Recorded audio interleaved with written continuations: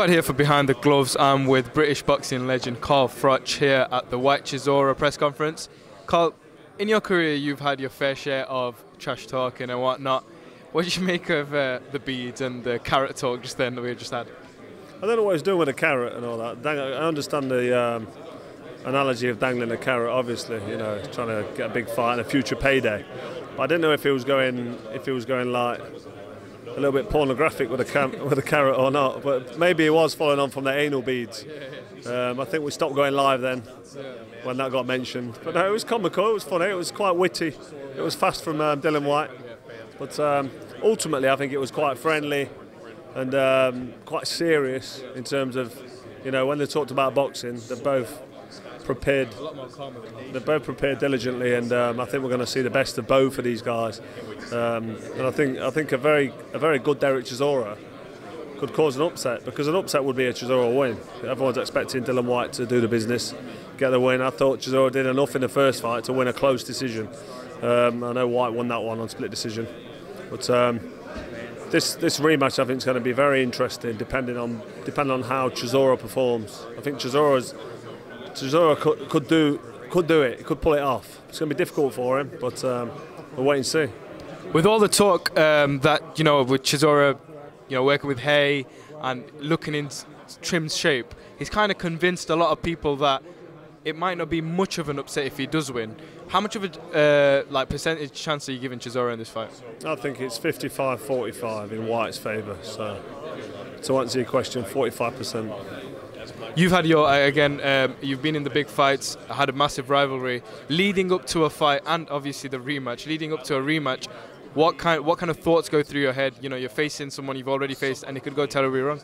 Yeah, it's nice to have a rematch with someone because you can prepare a little bit, sort of meticulously and specific to your opponent.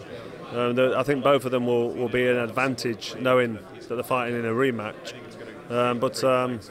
Mindset-wise, before the fight, it's all pretty much the same. I mean, Derek Chisora, they're talking about just the final moments of the ring walk before you go out, and he was mentioning about he just wants to go home, and that's when the little doubts creep in, and you think to yourself, maybe I've not prepared well enough, maybe I'm not fit as I could be, and that shows that Chisora's not prepared himself properly in the past. I don't think he'll be at fault for doing that this time, and I think, you know, both of the guys will both realise the opportunity they've got moving forward in this division. The heavyweight divisions, it's quite busy now, you know, with Fury and Deontay Wilder, obviously Anthony Joshua. You've got Gerald Miller now sort of coming through in the background from America. I know he thinks he's right in there as a front runner, but he's probably not really. Not a lot of people know who he is, but the winner of this fight certainly has got an opportunity to go on and do big things and make a lot of money, and that's ultimately why we prize fight. It's a livelihood for us. We want to get paid, and the heavyweight division now is an opportunity there's an opportunity for any of these fighters to make big money moving forward, and yeah, I think they both realise that, so the fans are in for a real treat. In a boxer's career, especially when you're getting guided by a certain promoter, you need the right person in your corner, you know, tracking your career along perfectly. Derek Chisora made some comments about Eddie Hearn, you know, not being in White's corner with him being the WBC #1 ranked fighter. What do you make of those comments? I don't know. It is what it is, isn't it? I mean, it's a big fight for the British public, at least, and it's a fight that people want to see because the first fight was very close, and there's some credence with that in terms of the titles, and you know, it's not a world title fight, but it's a big fight for British fans. I don't know how many people across the globe, across the Atlantic, are going to be taking interest in this fight. I mean, it's got its interest, but because there's no world titles at stake, it's probably not much American interest in this. But having said that, you know, we don't need that to make money in Britain. The Sky box office, we've got a grudge match, a rematch, a domestic dust-up always sells well. We've seen that with David Hay and Tony Bellew twice. So there's some credence in what he said, but I won't read too much into it, to be honest. All right, Carl, thank you for your time. We hope to catch up with you soon. Cheers. Always a pleasure. Thank you.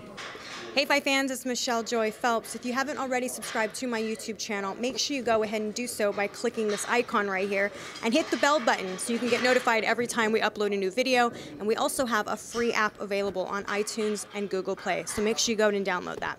Bye Fight fans.